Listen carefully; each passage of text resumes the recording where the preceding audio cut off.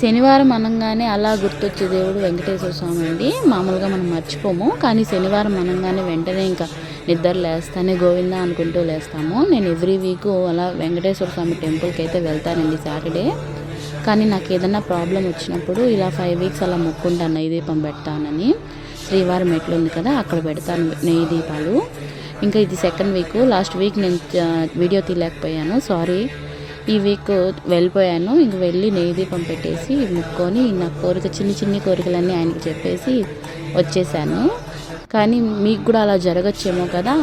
నాకైతే జరిగింది. నాకు సమస్య వచ్చినప్పుడు న్యూ ఇయర్ నుంచి నాకేం బాగోలేదండి. కొంచెం మైండ్ అప్సెట్గా ఉండడం కన్నా ఆయన దగ్గరికి వెళ్ళి చెప్పేస్తే కొంచెం ప్రాబ్లం సాల్వ్ అయిపోతుంది కదా అనేసి అలా వెళ్ళిపోయాను. ఒకసారి మీరు కూడా ట్రై చేయండి, ఖచ్చితంగా జరుగుతుంది. ఆయన మీద నమ్మకంతో ముందడుగేస్తే ఏదన్నా జరుగుతుందండి. నాకు అలా చాలాసార్లు జరిగింది. మీరు కూడా ట్రై చేసేయండి.